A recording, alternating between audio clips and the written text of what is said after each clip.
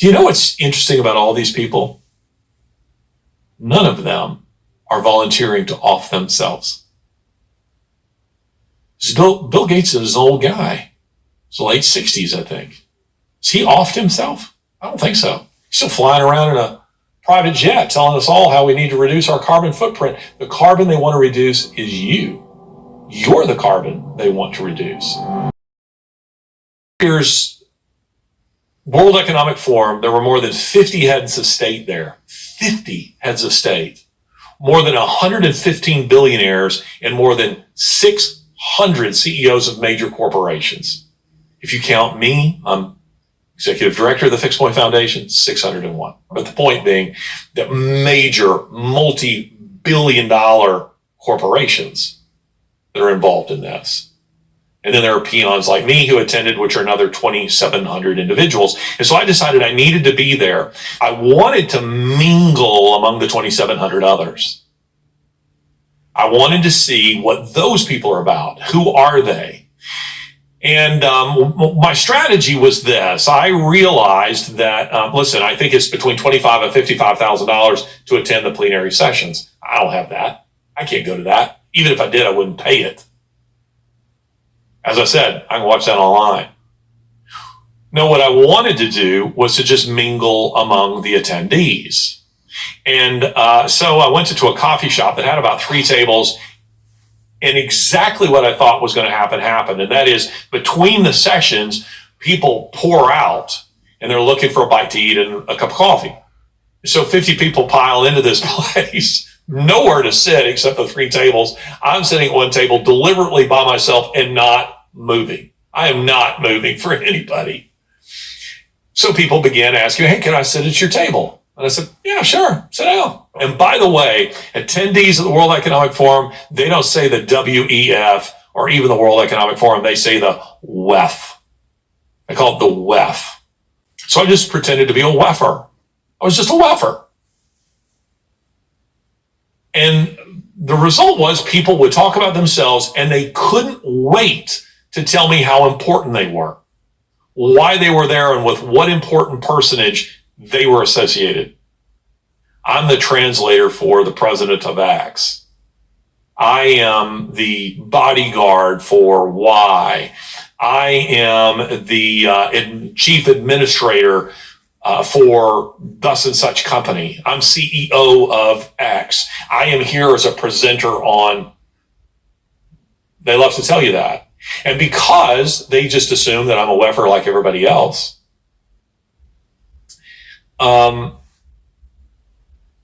they talk quite openly. And initially, they begin by using all the language of the WEF, which is, I'd say, what brings you here? Oh, well, I'm trying to find unity in a fragmented world, and we're trying to improve the world, and we're trying to make things better for humanity, and da-da-da. And then I would push back just slightly because I don't want to give myself away. I said, yeah, but what do you think about the World Economic Forum's overall goal of reducing the global population by roughly 6 billion people? Well, we need to do it. We're moving beyond, and you know what the word is? Sustainability. They would begin talking like this. We should take a second here. You know what I want to pull up right now so that people will know that I am not joking. Let's pull up Dr. Dennis Meadows. Dr. Dennis Meadows, like Bill, and by the way, you can find this with Bill Gates. Bill Gates is a World Economic Forum member.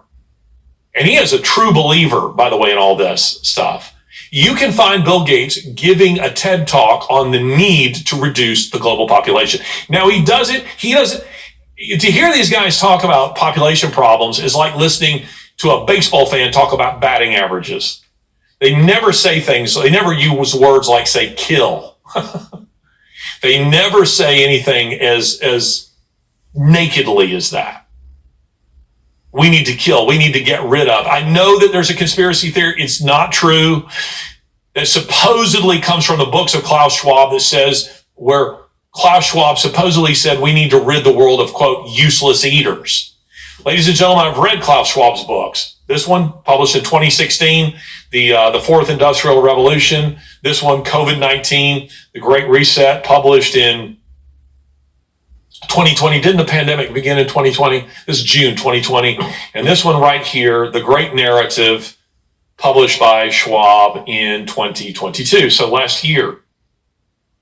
Schwab never uses that phrase. In fact, if you were reading it, you would think this reads like a TV manual. Looks like a TV manual.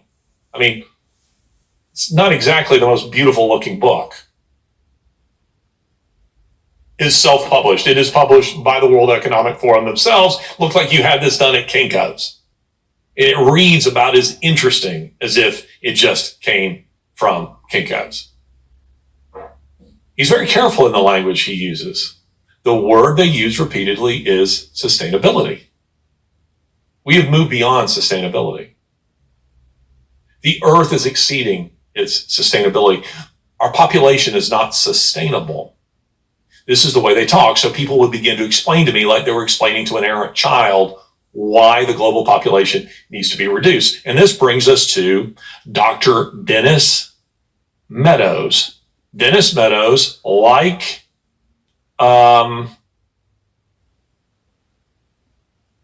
Bill Gates, he's a World Economic Forum agenda contributor. That's his title.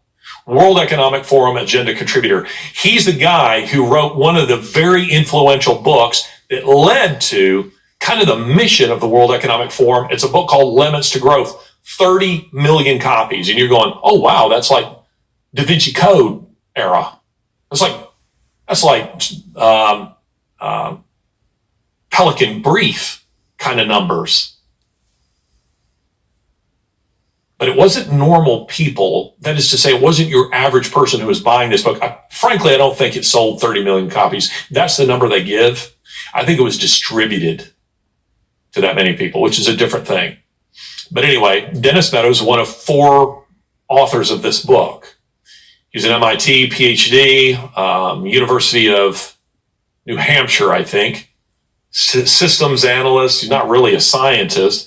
But listen to what this guy says here in this little video. In one way or another, we are so far, globally, we are so far above the population and the consumption levels which can be supported by this planet that I know in one way or another it's going to come back down. So I don't hope to avoid that.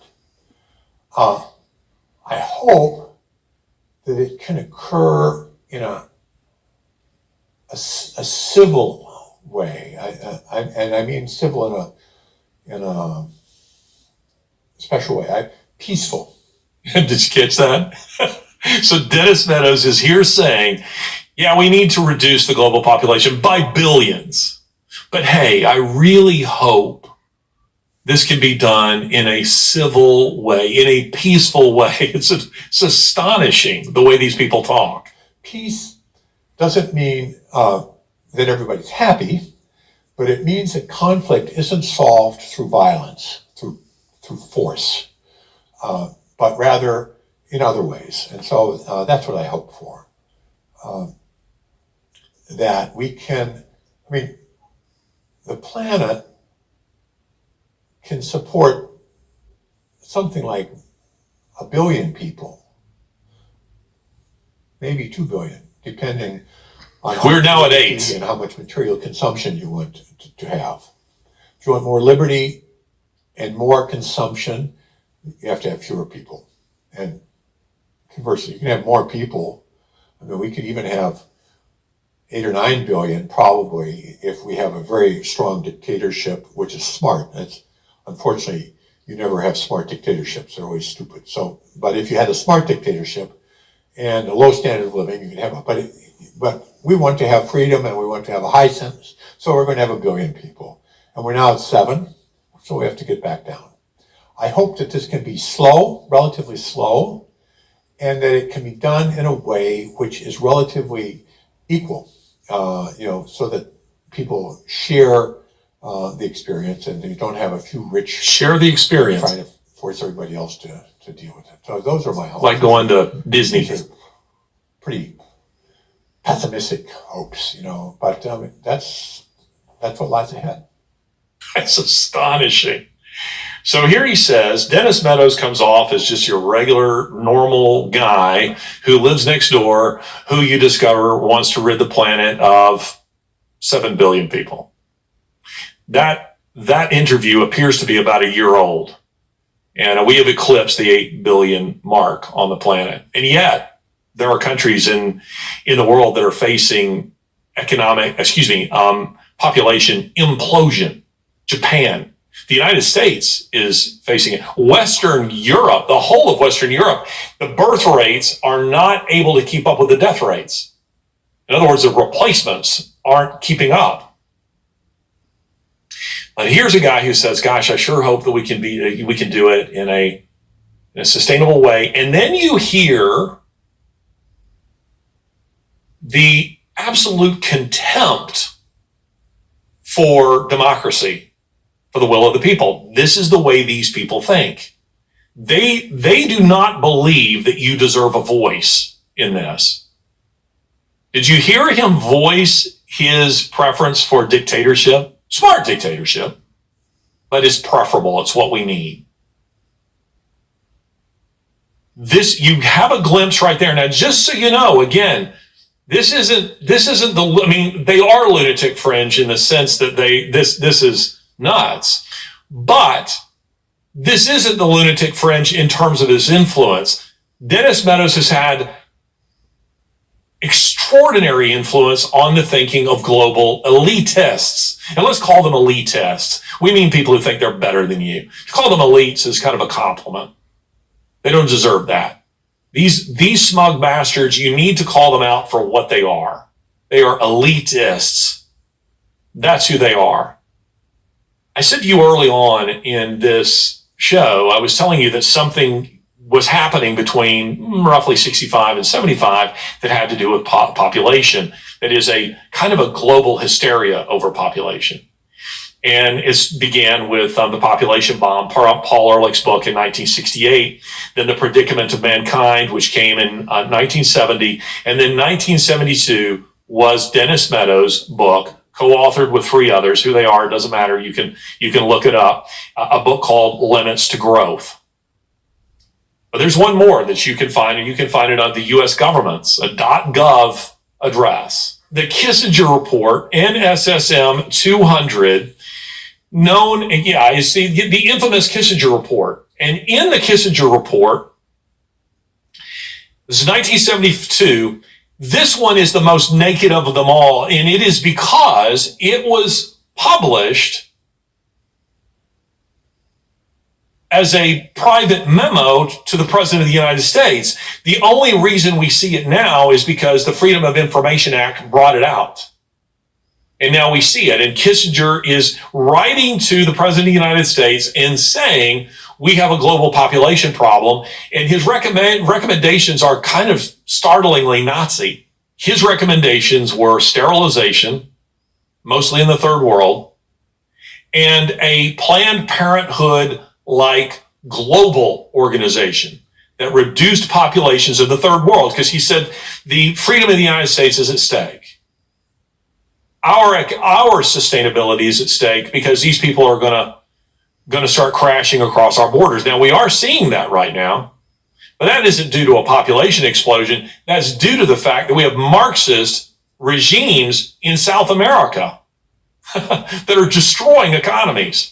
I know, because I've been there. I've been in several of them. Just in the last 2 years, 3 years maybe, we have seen Brazil fall to Marxists via dubious means. Venezuela fell to Marxists. Peru has fallen to Marxists. Chile has fallen to Marxists. Stunningly, the most stable democracy in South America has fallen to Marxists. And Honduras, all of those countries have fallen. Did I mention Colombia? Colombia is another one, which has also fallen to Marxists. And they're destroying economies, and those people are fleeing. You know what CNN said the reason was for these millions of people crossing our southern border? They said it was due to climate change. It's complete nonsense. Complete nonsense. This has nothing to do with climate change. It has everything to do with the very policies that these people are trying to import into the United States, that they're pushing. But Kissinger was pushing this. We have a population problem, and we need to off a lot of people. You can read this report online. It's easily downloadable. So again, before you say this is conspiracy theory, conspiracies are by definition private. None of this stuff is private. It is out in the open. Bill Gates is giving lectures on it. Klaus Schwab is talking about it. The World Economic Forum is talking about it. Paul Ehrlich was talking about it. Henry Kissinger was talking about it. And guess who Henry Kissinger's student was at Harvard's Kennedy School of Government? Klaus Schwab. Klaus Schwab. So you begin to connect the dots. You see what's going on. So all of this hysteria, Nixon, after reading the Kissinger report, created, I've forgotten the name of it. It was like the Office of Population Sustainability or something like that. It's still in existence. The Office of Population. It's a government office that still exists. And it was created by Nixon, or rather with Nixon's recommendation, and then he fell into Watergate and all that stuff. And then it became Gerald Ford who signed off on Kissinger's recommendations. These all very real things. What you end up with these kind of people, the way I would summarize what the World Economic Forum is it's like the HOA from hell. The homeowners association from hell. I was talking to a guy yesterday who was complaining about his homeowners association. If you know anything about homeowners association, it is a weird thing that I've observed in universities. I have observed in schools, public and private, and that I observe in law practices, medical practices, and with HOAs. And that is, I don't care if only 10% of your body, your business or homeowners or whatever it is made up of radical leftists. They're going to end up running it. And my theory for that is this. It's because conservatives by nature don't want to tell other people what to do. I have no interest in running an HOA, zero. But it's what happens with homeowners associations. They end up in charge, and these are individuals, both in my experience in HOAs, typically, and definitely with the World Economic Forum, they are individuals who cannot bear the thought that someone somewhere is free. That someone somewhere, their grass might be too high. They might be eating beef. They might be watching a program that isn't approved by the alphabet mafia. They might be praying. They might be thinking things and doing things that you didn't approve of. Now, the conservative mindset is to say, well, live and let live. You just stay in your lane and I'll stay in mine. Fine. That was the conservative attitude, by the way, about homosexuality. And all these things that we were told early on that these were people who deserved rights. What you do in your home and in private, don't care about. I'm not peeking in your windows. If you want to get together with if some guy wants to get together and have an orgy with a bunch of other guys, I'm not looking in your windows. But now you're bringing it into the public space. Now you're trying to force it on everyone else. And this is what the World Economic Forum is. The World Economic Forum is the HOA from hell. They are the individuals not elected. Now, it's not to say that these 50 heads of state aren't elected. Many of them are. But rather, they weren't elected to be a part of a governing body that then issued policies that were then imposed on people without their approval. And that's what's happening. So what you see happening with the farmers in the Netherlands, where they are being put out of business quite literally because cattle emissions.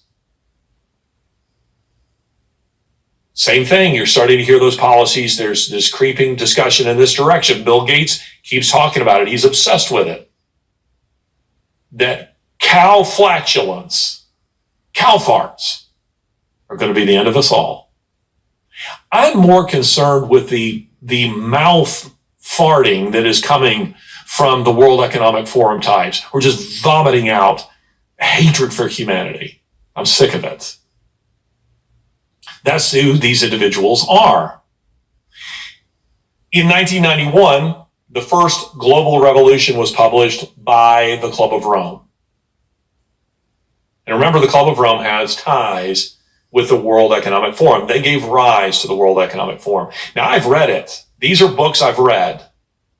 So when I tell you that Useless Eaters is not in any of these books, I know that because I've read them. I ordered the first global revolution, which hasn't been published to my knowledge as an actual book. You can only order it as like loose leaf paper. So I ordered it off of Amazon, and I got it. I poured through the entire thing through a weekend, making a careful note. And you know, one of the phrases like sustainability that appears there, social justice. 1991 started creeping into the American conscience in about the last decade, but they were already using it there. That's kind of my point about atheism, is that what you saw as academic discussions that were not happening in your coffee shop, they weren't taking place in your church, or at the time in your public schools, maybe not even in your universities. I knew that stuff was going to creep down. It was going to trickle down into all of those spaces. And now it has, in a very, very big way. And that's why it had to be, we felt that it had to be fought 15 years ago when we were taking these guys on places like Al Jazeera, CNN, NPR, BBC, and so on. We were taking them on. And it's because it is easier to dam a river upstream, be it a real river or an ideological one. To put it in the vernacular, Barney Fife put it very well: nip it in the bud. Nip it in the bud.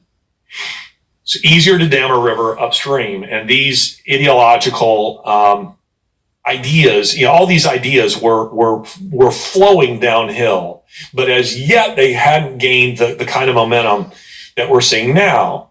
And then, in 2010, on the heels of the recession of 2007, 2008, the hit in that period, a guy by the name of Richard Florida began speaking of how that economic downturn was changing the culture, was changing the way people live their lives. And he called it the Great Reset. He referred to the aftermath of that economic catastrophe.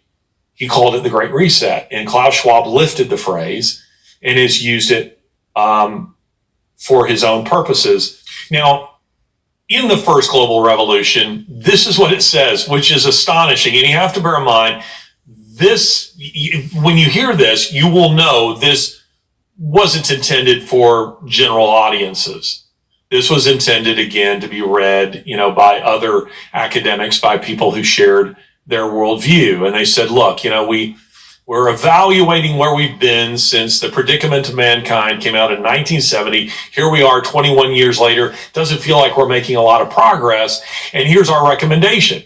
They say this, and I quote, "In searching for a new enemy to unite us," because they say, look, we have to have a common enemy. The only way we are going to unite humanity, to get human beings to go along with our recommendations on population and every other area of human life. They're talking about revamping, not just reducing the global population, but governments. You name it. Food supplies. They want to change it all.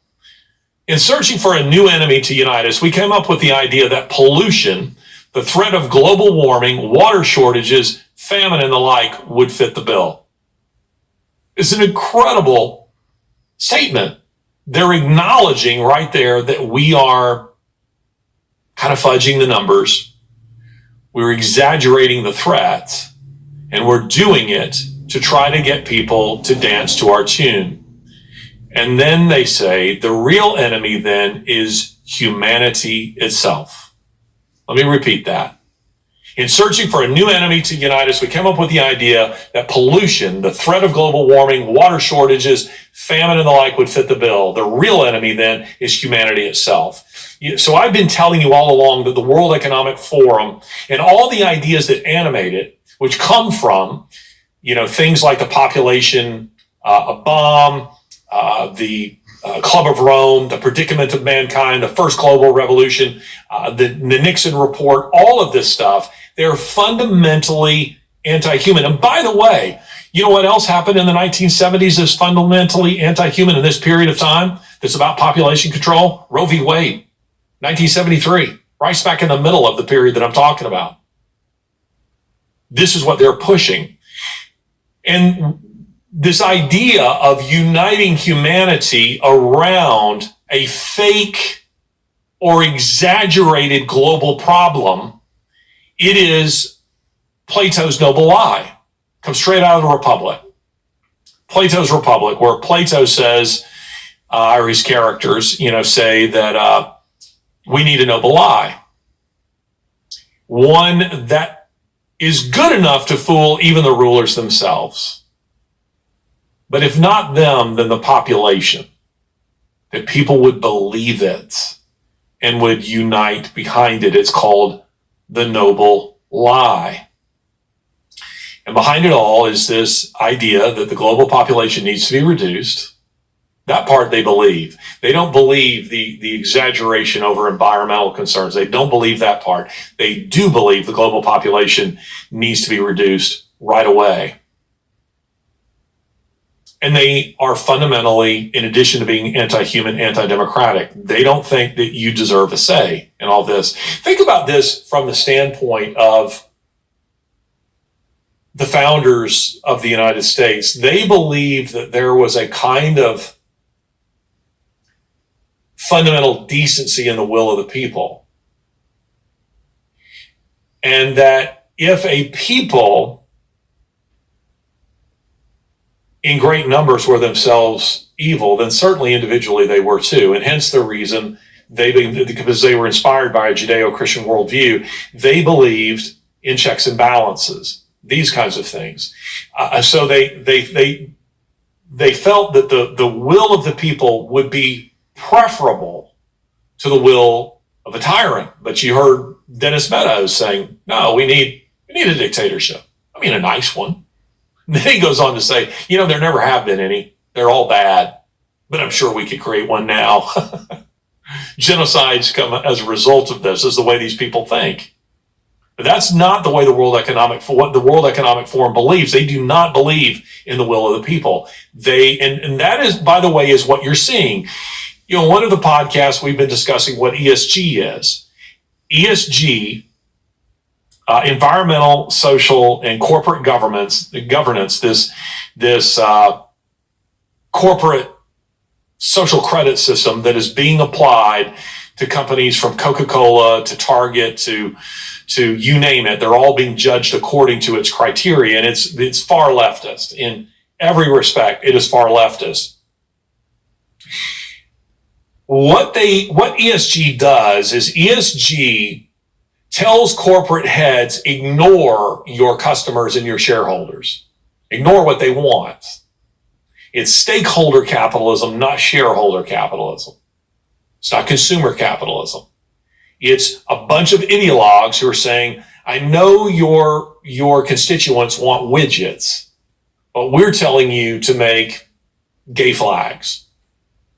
And that's what you should do. Yeah, but we'll lose billions. We don't care. Do it.